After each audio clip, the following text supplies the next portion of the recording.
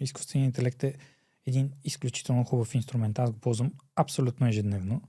Аз го ползвам, за да разработвам софтуер с него. Така че, да, изключително хубав инструмент. Не може да замени напълно опита, който ние можем да дадем.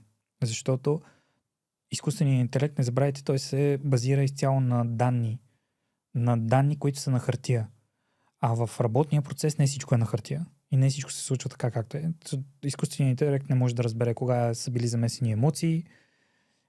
Тези неща ние сме ги видели през годините.